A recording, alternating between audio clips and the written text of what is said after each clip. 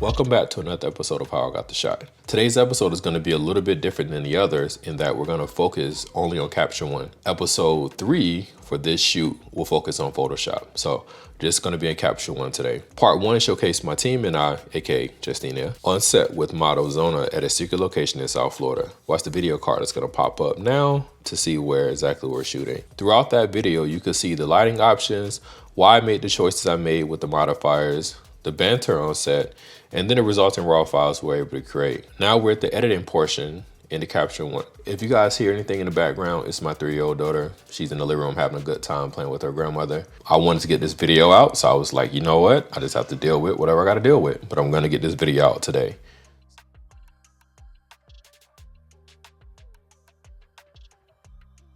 What you guys are looking at right now are Zona's choices. And again, I like the choices that she made. These are the same type of images that I was gonna choose from the set as well. So I'm not surprised. And typically what I do for models, I give them 2 to 3 images per look when we're doing these type of test shoots. But I'm also gonna do more. So you guys are actually gonna be with me because part of what I'm doing different today than what I normally do is I'm gonna go through and pick. I'm gonna show you guys what I would have chosen as well.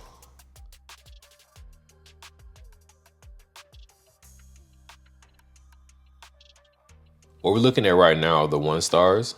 These are the ones that I sent her as a proof. And then as I see something that I love, I'm gonna change that to a 2. I know all 4 of these poses are essentially the same, but which one of these 4 sticks out the most? So I recognize that 39 and 40 are pretty much the same shot. 36, her head is pointed a different way. She's looking a different way. And then 34, she's looking at me dead on. So which one of these do I like the most? I think I'm feeling one of these two. So let's just go with 39 and 40. And also something they have in Capture One is something called a focus mask. So this allows you to see what was in focus when you shot it. It is an estimate, but it's very, very accurate. Now that I know that both of them in focus, I can literally probably just choose one or the other. It doesn't make a difference. So let's go with 39. All right, so we're gonna keep scrolling. It's another set where everything's pretty much the same. So now I have to make a decision between which one do I like? Which one am I leaning towards? What don't I like in the shot versus the other? I know with this image, I'll need to rotate using a keystone to make this line straight because it looks like I was turned at an angle slightly. Same with this one. These are straight. I think I'm leaning, I don't like her facial expression in this one. I feel like I'm gonna lean at 57. So 57 would be my choice for this round. Let me go slower, let my computer catch up. You would think with my computer having, I think I have 70 something gigs of RAM. Oh yeah, that was easy to just pick that one. Oh, but it is recording my screen, so that's probably why it's taking a little longer. So these, I feel like, yeah, my shutter speed went up. I was wondering why these shots were darker than the others, but this is also at a point in the session where I use the reflector. And when I use the reflector, I always try to make sure I adjusted my camera settings to make up for it because you don't want the image to be too bright. If I kept everything the same, I felt like it would have been too bright, but coming down to 640 just helps me in that process of maintaining my skin tones. And again, I always protect the skin tones. Always protect the skin tones. Let's make sure this is in focus. So I don't keep this on the entire time because it can be distracting, but I use it when I'm trying to make my final selections. And there's a lot to pull from as well. It's not easy sometimes picking which image you want over another, especially like this whole set. It's like, all right, do I choose, what do you choose out of this? Sorry, there's so many good options. So we got here, eyes are closed, so we're not gonna use that one. Eyes are open, eyes are open. These are pretty much the same pose. I shoot kind of quick and burst when I see something I like or when I anticipate something. All right, so we're looking at this one. I don't like the hand movement. Probably prefer her arms a little higher, which is what we end up going to. I think I'm leaning to 109 and 115. So 109 and 116 is better. Yeah, like 138. So when I'm not recording my screen, my computer goes quite a bit faster. So usually when I'm clicking, there isn't this like small delay in things loading. Feeling that one. Let's see what else. I should have had her chin up on some of these. That's the great thing about this whole process is that you can always evaluate what you're doing.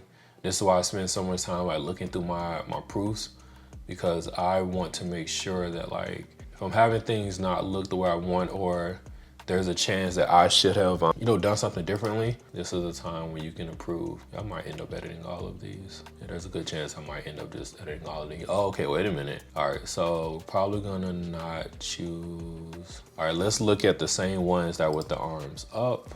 Now the difference between these is that the ones on the bottom are with the reflector, and you guys can obviously see the reflectors in the shots, but these do not have the reflector hitting the same. Even though if the shutter speed is over 1/640, that means I was using a reflector, but it's popping more here. My angle is different because you can see I have way more of the floor in the shot. I think I'm feeling 217 and 109. This is 217. I like this one, but it's not a game changer. This one is strong. This is good for catalog posing. I think we'll stick with those 6. I feel like those might be the strongest ones for what I like. Yeah, I think those are the ones we're gonna go over for what I like. So let's move on to the second look.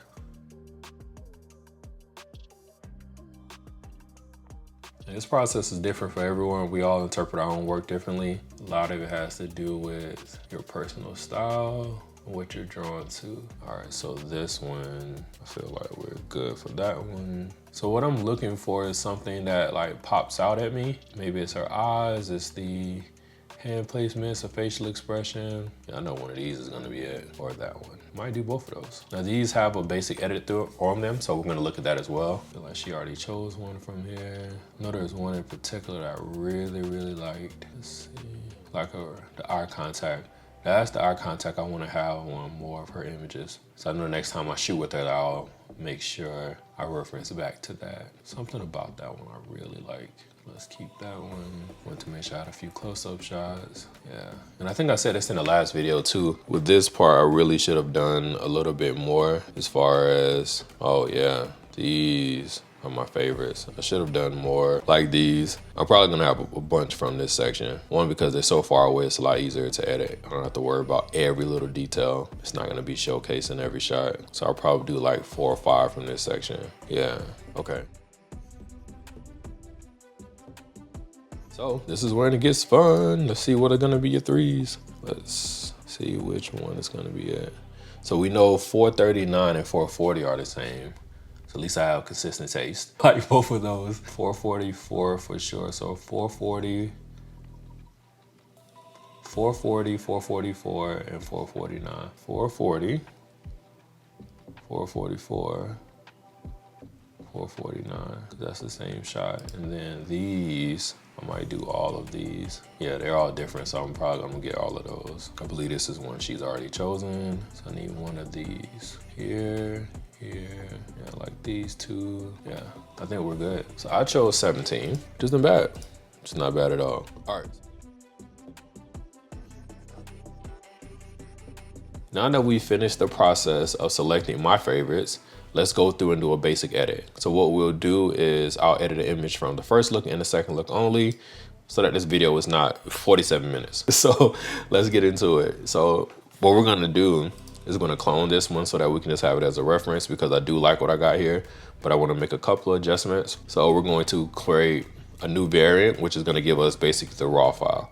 If we do clone variant, it's just gonna clone this exact same thing. So let's hit new variant. And this is what I got straight out of camera. As you guys can see on the left, there's no changes to anything. This is just straight out of camera, what I got. I'm looking at my white balance and it's very warm. You can see it in the image. It is just a very warm image. So knowing that, the first thing I need to do is adjust my white balance. So a lot of times I do it by eye. I just can kind of tell like, all right, that's typically what I want. Plus 5300 is close to daylight on the Kelvin scale. The other way that you can do it is finding something neutral in the image. So I'm using the color picker tool right here, and I'm looking for something gray or white or black until I get the colors where it look realistic. Also, this image was underexposed, but that's not what the step we're on right now. So let's say if we chose that, that's 4031, which is very cool. Let's bring our adjustment up. That's probably kind of accurate to what you would see in person, but I know I'm gonna want it warmer. Something around here. Looks very realistic in what we would have seen in person. And you can see in her skin, like her skin looks how it should look in real life. The most accurate way to find your white balance would be to use something like the photo color checker. And I have both of those and did not use it until we were like midway through the shoot. So if we scroll through, yeah. So I brought it in here. This would have been the time to use it. I should have used that first, but I didn't. So like trying to use that on something earlier wouldn't have worked because, yeah, so that's more accurate. But because I used it at a different time of day, the white balance is not gonna be the same. It's not gonna work. So I could only use this for the second portion of the shoot. I can't use it for the first half. And then also I should have had the color checker turned directly into the light and not with this like cast of shadow. And you can use these to get like, all right, we know this is 50% gray, and that gets you at 5506, which is probably pretty accurate. So, well, I know it's accurate, but it's very useful for everything else. So let's go back to my picks, and this is gonna, let's just make that a 3-star so we're not confused. So the one on the right will be with the white balance being very neutral, and then the one on the left is a lot warmer and more stylized. The next thing I'm gonna do is crop the image because it just helps me visually. These are just the steps of my path of getting there. I would then look at the shadows. I'm gonna look at my histogram to kind of see what's what. Nothing is really blown out. A way of checking that, or checking like if anything is too bright or too dark, would be to click on this exposure warning tool. And if something is completely white, it will turn red. And if something is completely black, it would turn blue. For example, if it goes completely black, as you can see, her hair starts to turn blue. So we have a lot of information. This is the great part about having a camera that has a high dynamic range, because you get a lot of information in your raw file. This is also why we do this at this portion of the shoot, and we don't try to like do this kind of stuff in Photoshop. Even though you can, but you get way more information out of your raw file. When I say not using Photoshop to do this, I'm not talking about using Camera Raw. I'm talking about like actually just using Photoshop to make these changes on a raw file. So from here, let's put our exposure back where it was. So I was about half a stop off or so. We can bring up the shadows so that we get some detail in her hair, or we can bring up the black point and get that same detail. I like bringing up the black point. It really gives you a feel for what's going on in the image. I'm not really losing any detail of any sort. I feel like that's pretty much all the changes I would make. Not having this go completely to white doesn't really mean anything to me, but I will address that in a little bit. So my next step will be coming down here. I am not a fan of this blue. I cannot explain to you why. There's no technical reason why, but it's a style thing. It's just a style thing. I'm just not a fan of that blue. So I always take that blue by coming to the color editor.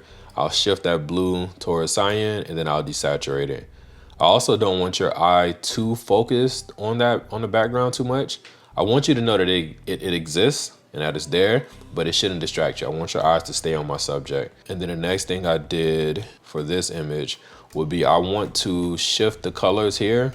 I don't want it to be this green. So if you wanted to shift the greens more to yellow, which is what I want to do here, because I don't really care for the greens. It doesn't help the image in any type of way.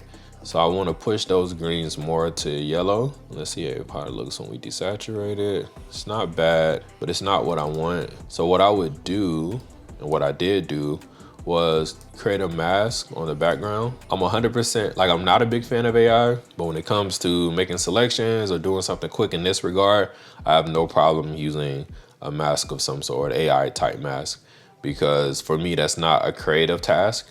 I don't like when AI does creative things for you, but if it's doing something to simply selecting something for you or speeding up that process, I'm all for it. So we made a selection of our background. If we want to see the background, we can press M. You can see it's addressed pretty much everything. What I wanted to do was to shift anything that's green, we're going to push it to yellow. Then anything that's yellow, we're going to push it towards orange. And that gives you this feeling that everything kind of matches up as far as the colors. And then we can take our oranges. If we push them to red, it doesn't work. But if we push those towards yellow, they kind of blend in together a little bit. Let's see if we can, should we go all the way? Not all the way. Well, I'm using color theory, and I'm trying to have these be, I believe it's analogous when they're on the same side of the color wheel. So I want anything that's green, let's look over here. Anything that's green, let's go to the master one. Either way, anything that's green, I want it to go more towards this direction. So we're shifting everything green to where most of the hues in here fit within this orange, or like some red, mostly orange and this yellow, so that it then complements the blue that's in the sky over here. And that's what makes it pop. So this is kind of like your typical teal and orange type of scenario, but this is you doing it creatively. So we just push anything green that way. Sometimes I'll desaturate it as well, but it doesn't work in this scenario, just to keep your eye away from it. But we're also gonna go to our blues, and we already shifted the blues on the first layer. So we shifted our blues here. So we shifted over. But what I wanna do, now that we're just on the background, I wanna actually darken that as well. And for me, that creates more drama. If we play with our saturation, we can see that we don't like that. We don't like the drama. And I'm gonna desaturate a little bit more as well. What this does when I desaturate the sky is it puts all your focus on her, because your eye goes to the most saturated part of your image every time. Keeping that in mind, we could desaturate the oranges as well on our background. Just a little bit, not the oranges, the yellows actually, because the yellows dominate. As you guys can see, it's mostly there. So if we desaturate those yellows a little bit, it keeps your eye focused on her, and everything else in the background kind of like blends together to a degree, because we don't want it fighting with our subject. And I really like this image. I feel like I'm really happy with that. And now to add like a little pop of contrast, I typically don't use this slider, but let's just look at it. The reason I do that, because most of the times I want to create my own custom contrast in here and like pick the points that I want to actually brighten up and darken and make it really precise. But other times the contrast tool actually works really well. I don't think I like this. You can get rid of these points by just dragging down. Let's try it with an RGB curve. Yeah, so the RGB curve actually kept all the color information to it. With the Luma, it only shifts the luminosity, but this I actually like. I think we're good to go. Now that we've done that, let's compare what I did today versus what I did the first time I looked at the images. And let's make the crops match up. So let's crop this image, no, this one, to that same thing. Yeah, that should pretty much be the exact same. Yeah, I like what I did today a lot better. Skin looks a lot, this was way too warm, Jesus. Nobody told me I made it this warm. So this looks a lot better. So we're gonna roll with that. The next thing I would do is copy and paste what I did for this image, and then apply it to these, but we need to remove all the adjustments I already made on these images. So we're gonna select all of them, and then we're gonna hit reset. And you see it resets everything back. And then we're going to hit Command, Shift, and V. And I was gonna paste those adjustments to those images. So let's give that a second.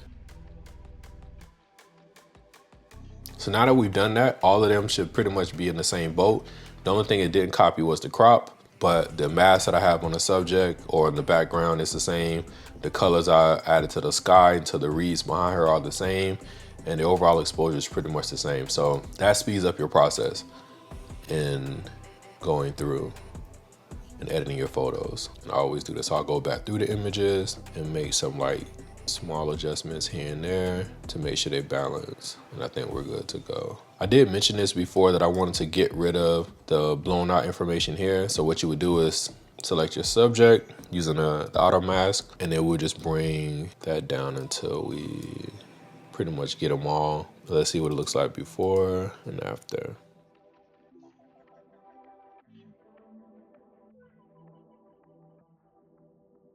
All right, so move on to our second look. So let's take that same, so I'm actually gonna do 3 images. I know I said 2, but it's 2 different lighting scenarios. So let's go for this first image. Let's make a new variant. Remember, the new variant is gonna be the one that's pretty much fresh out of the camera. I said fresh out like it's coming out of prison. Let's try that again because it didn't show up. Okay, let's just clone the variant. I'm not sure why it's not showing up. And then what we'll do is just reset that. So straight out of camera, you can see that the image is pretty dark. This is a user error. It should have been brighter. As far as my subject, I should have probably had the light closer to her so she could have popped more. And this is also why I typically shoot tethered. And I did not shoot tethered on this day because I was honestly being lazy. I was like, oh, I can just look on the back of the camera, I'll be able to figure it out. But had I shot tethered, I would have saw that this was a little bit dark. Now, the one advantage to shooting this dark is that I know I have all of the information on my subject. As you can see, there's no information lost as far as detail on her skin. Because the exposure warning tool is on, if there were any highlights that were blown out, it would show. So me knowing that nothing is blown out, and that means I have all of the information, and the only thing I need to do now is brighten her up. So this is not a scenario where I'm gonna just bring the exposure and go all the way up to here, because that looks absolutely crazy.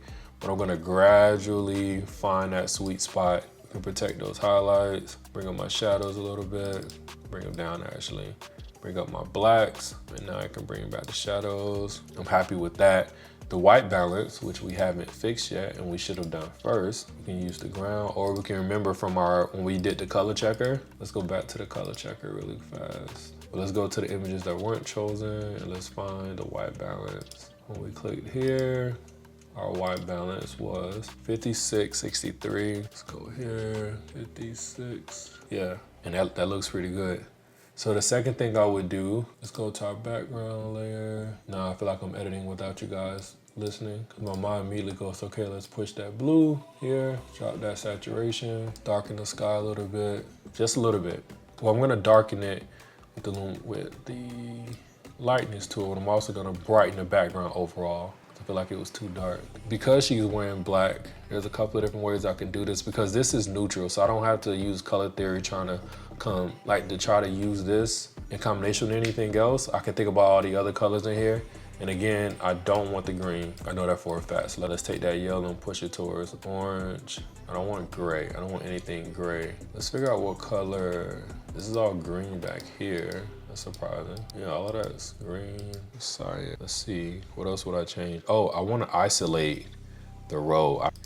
Okay, so what I can do next is we're going to make a new layer. Now using AI tool, we're going to select the floor. So with that, now we can desaturate just the floor. Not 100%, but just enough. Keep your eye away from it. Let's make this background quite a bit brighter. Other than that, let's turn off the mask.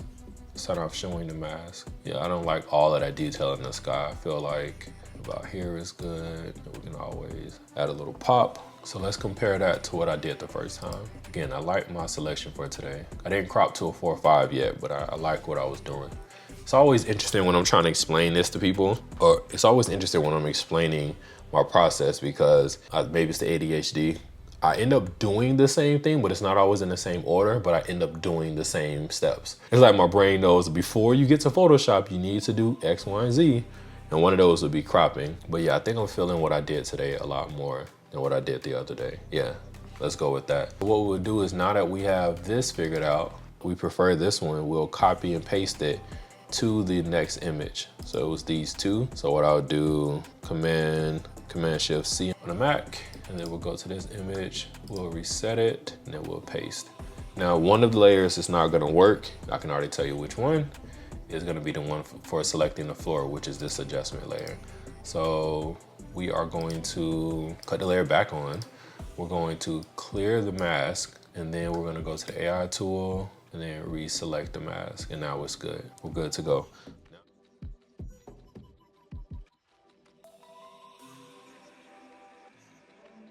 So now the other scenario we have is when I added the reflector to create shade. For this one, we're gonna take the same approach. We got our white balance pretty much the same. You can see our skin looks really good. And I want to select the background. Let's go through that process and wait a few seconds. And as you can see, using our exposure warning tool, the background is already too bright. So let's see what we can save there. I don't mind it being a little bright, because she's already gonna pop off anyway. If you're using the idea of a figure to ground relationship, this works out really well because she's darker, the background is brighter, so she's gonna pop off. Let's also push these greens to yellow, those yellows towards orange. Is that orange a little yellow, maybe towards, there's not a lot of orange in there. Then we're gonna desaturate a little bit to get your attention off of it. So we're gonna take our blues and push our blues towards cyan, desaturate those a little bit. Please excuse that truck in the background. And then we're gonna darken the sky a little bit. There you go, the drama matches. I feel pretty good about that. And so there is an image that's similar to it. So let's Command C, or Command Shift C, copy that. Let's reset this image, and then we're gonna hit Control V, Command Shift V to make sure that lines up and those have the same setup. But then we're gonna brighten this layer as well to make her pop a little bit more, a little bit of contrast on that background. The background windows, I want the grass to be darker, so this is more yellow as anything else. Ooh Lord, let's push that all the way to red. I want it to get like a warm fall color. There you go, I think that's good. Now for this one, I kind of love what I did here. I don't even want to go through that process because we kind of don't need to. I really like what I did here on the first try. So what we'll do is we'll copy this and just put it onto the other layers. So I can show you guys what I did, which is the same process. Got our white balance together, made small adjustments to our contrast, brought down the whites a little bit to make sure there was no issues on her skin. Well, you know how we do with the blues. And I think with the right exposure, I didn't even have to shift anything, but let's go to the background layer. I added a lot more contrast apparently. And this one, did I shift anything else? I did, I shifted those yellows towards orange. And I shifted those greens all the way over. Let's shift those completely over. And I'll obviously have to Photoshop this whole thing out and then take out Justina as well. So because we are in love with that, Command Shift C, select this one, and this one. All the other ones are already good to go. And watch the magic happen. Boom, boom, boom, boom, boom. And as always, let's go to 436 and double check our mask because our subject is really bright. She should not be that bright. Let's move all that contrast. There you go. Yeah, I think we're good to go. So that's what I would do. At this point, we've made our selections. We've made our basic adjustments. And now the next step is to just export. So we're gonna select all the images, pressing Command A to select them all, go to export, and then we're gonna send them off as a 16-bit TIFF. I'm gonna label the file Zona, Coral Springs, Dion, the date, which is 9/14. 24. I check this, and we're gonna create a 16-bit TIFF, uncompressed, sRGB color space profile, resolution 300, and scale is fixed. And we're gonna open it with none. The crop is respect the crop that's already there. No output sharpening and no watermark. We'll just export. Bow. Thank you guys again for watching another episode of How I Got the Shot.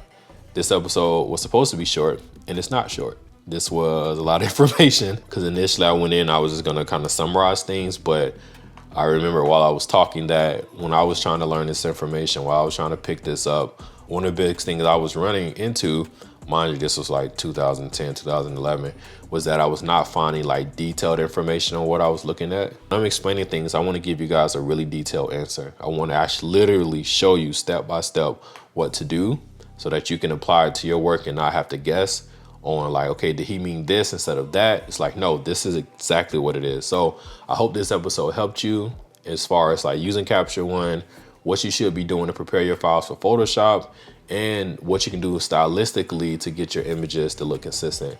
So thank you again for being here. Please leave a like, a comment, and subscribe to the channel for sure. I appreciate the love that the channel is getting. I know it's gonna continue to grow, and I'll continue to provide you guys with content that has utility to it. Thank you guys again for being here. Please stay tuned for the next episode. And listen, I know you guys are creating a lot for clients, for other people, but make sure that you're creating for yourself first. All right, peace.